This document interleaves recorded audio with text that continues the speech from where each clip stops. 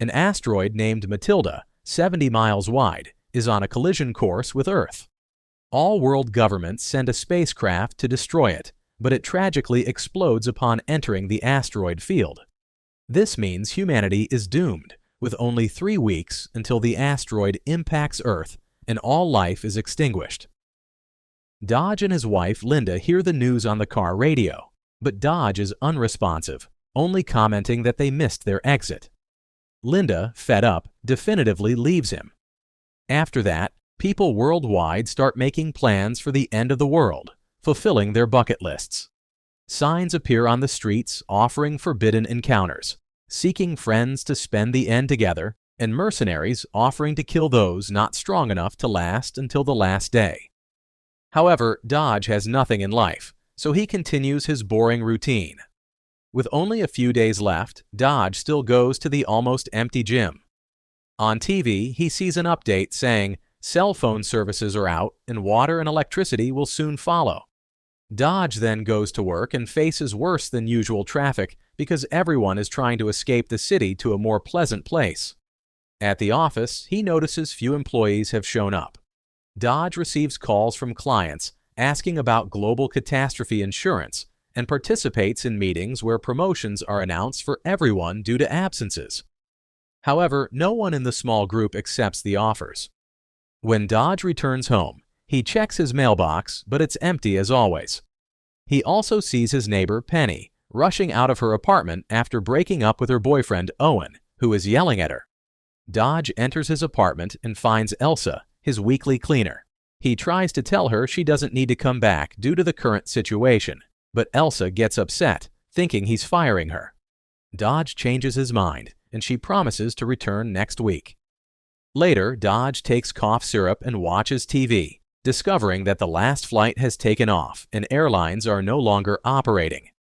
People with private planes can still fly, but experts don't recommend it. Before going to sleep, Dodge finds a spider in the bathroom and prepares to kill it, but eventually decides to let it live. That night, the spider walks on his face. The next morning, Dodge wakes up with several spider bites on his face. When he arrives at work, the body of a colleague who just committed suicide falls onto his car, leaving him in shock.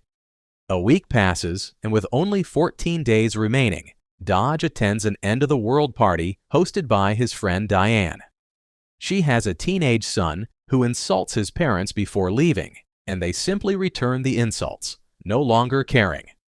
Diane's husband finally takes out his exclusive cigarettes and promises to share one with Dodge, while Diane comments that she's not surprised Linda left him since she was never happy with him. This shocks Dodge, as he had never realized it. Diane insists on finding him someone, saying he shouldn't die alone, but Dodge rejects the idea. Diane's husband mentions that no one will die alone, as the whole world is dying together. When the party begins, Diane introduces Dodge to Karen, who is wearing all her fancy clothes that she rarely used. Karen tries to converse with Dodge, but it's quite awkward and he doesn't know what to say. During dinner, people share their plans for the last days, like visiting family or fulfilling pending wishes. Karen mentions she wants to spend that time with someone special, while giving Dodge flirtatious glances. After dinner, the party gets lively enough that they even let children drink. Karen dances, still flirting with Dodge, who tries to ignore her. A friend tells Dodge that because of the end of the world, women no longer have standards, and any man has a chance, no matter what he's like. The friend reveals that he has been with many women in the last week and invites Dodge to join him with Karen, but Dodge declines the invitation.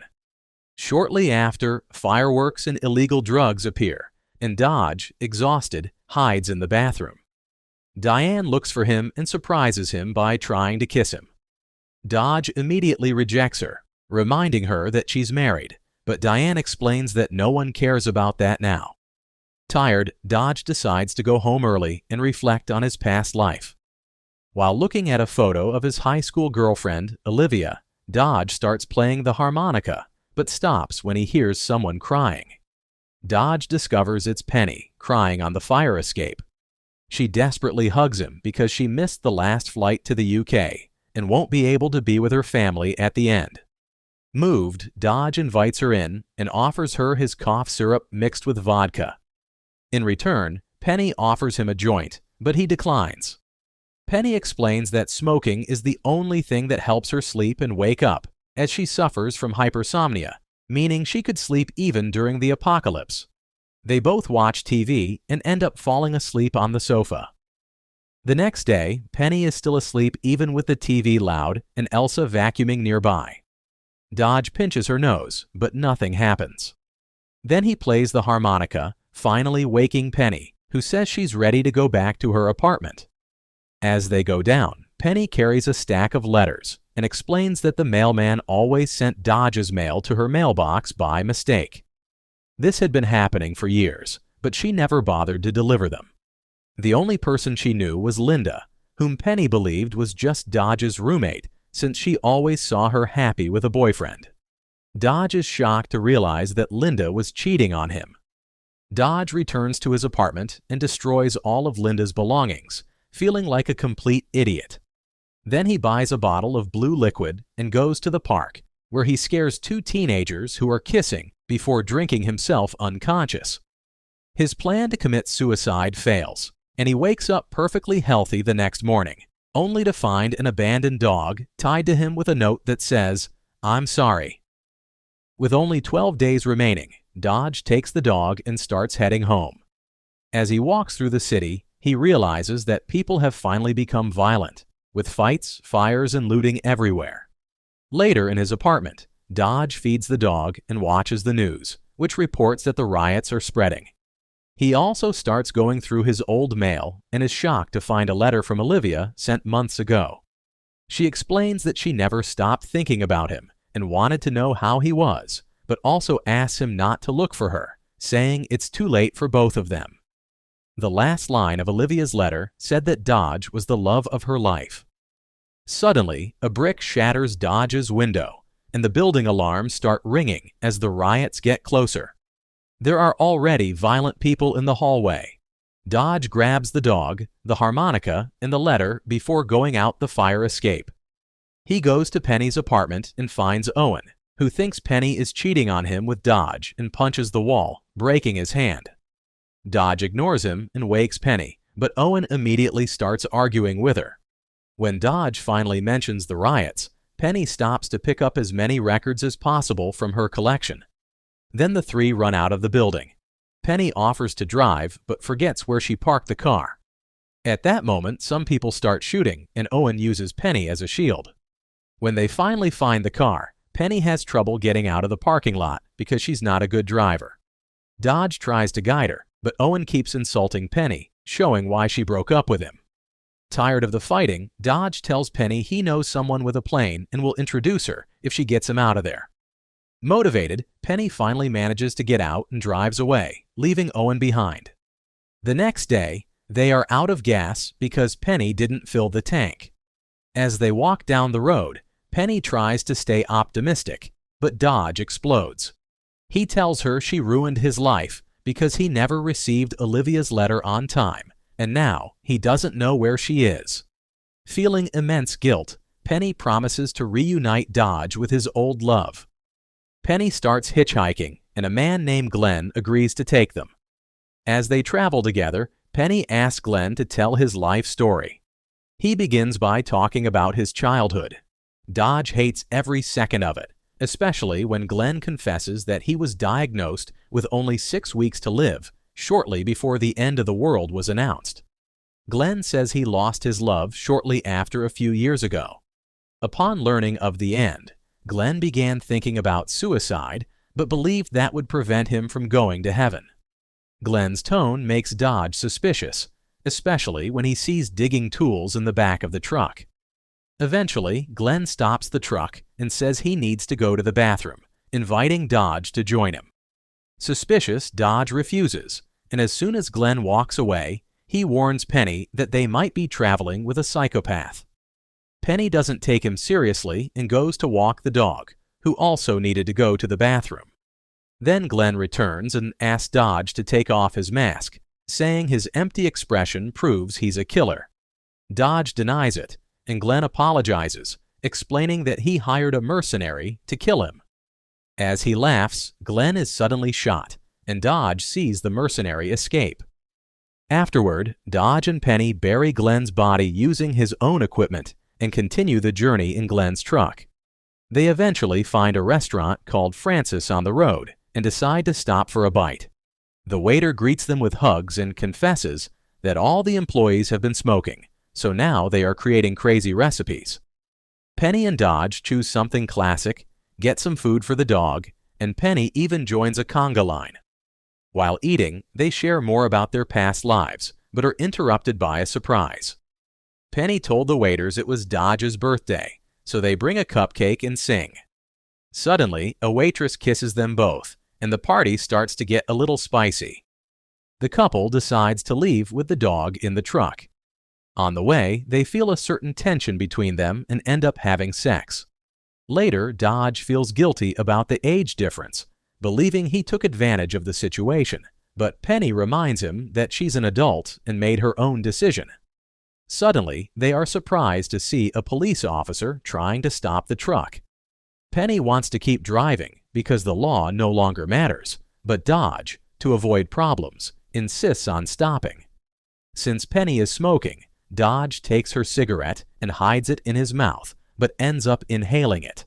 They are arrested for disturbing the peace with a sign that says, "The end is here." Penny has a meltdown because she feels like she's failing to keep her promise. Dodge hugs her through the bars and explains that she hasn't ruined his life, as he did that himself a long time ago. Under the effect of the cigarette, Dodge admits that he has no family. His mother died of a terrible illness and his father abandoned them. That night, Dodge plays the harmonica until he falls asleep next to Penny and the dog.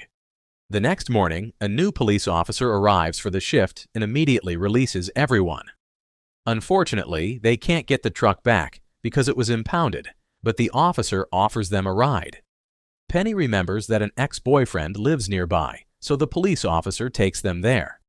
Dodge feels jealous when he meets Speck, an ex-military man in excellent physical condition with his own bomb shelter full of military friends. It's clear that Speck still loves Penny. Speck offers Penny a satellite phone to call her family. Penny cries as she finally hears the voices of her parents and siblings and even hears her baby niece for the first time. While Penny is busy, Speck tells Dodge that only Penny can stay in the shelter, not him. Later, Penny asks Speck to lend her a car, refusing to stay in the shelter. Speck agrees but asks her to return the car after fulfilling her promise to Dodge. During the trip, Dodge and Penny grow closer until they reach Olivia's childhood home. No one answers the door, so Penny breaks a window to enter. They find a lot of food in the fridge and decide to spend the night there. Dodge finds a record player, and Penny listens to her old records while cooking. When Dodge wakes up from a nap, he shares dinner with Penny and the dog.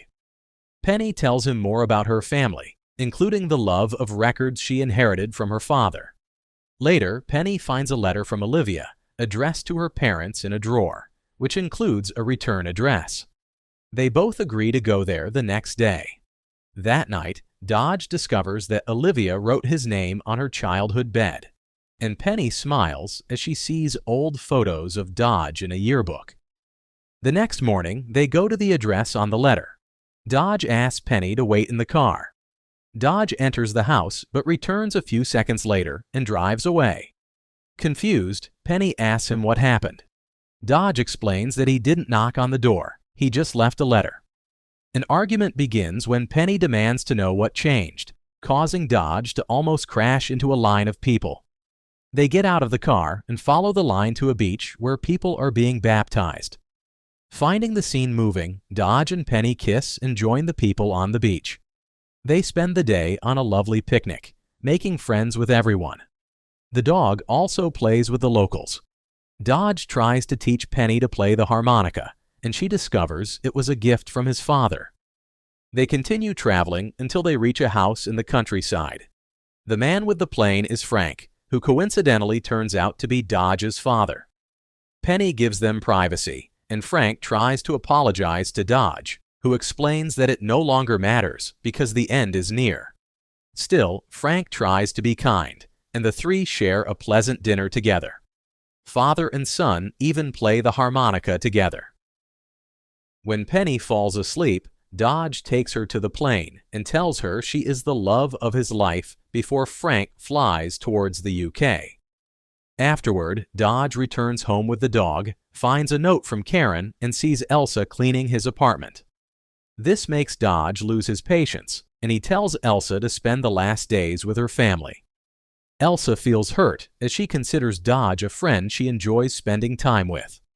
Dodge regrets it and asks her to return next week, even though there won't be a next week. Sometime later, Dodge watches the last television broadcast where the presenter announces that the calculations were wrong and the asteroid will arrive in 16 hours. The presenter gives an emotional farewell speech before the signal cuts out. Feeling sad, Dodge goes to Penny's apartment. There he starts listening to her records, remembering everything she taught him about music. Dodge lies on the floor and waits for the end, while listening to music until the electricity suddenly goes out. The dog starts barking, and Dodge is shocked to discover that Penny returned. She admits that she woke up during the flight and asked Frank to bring her back. After a hug, they both lie together in bed and confess their feelings.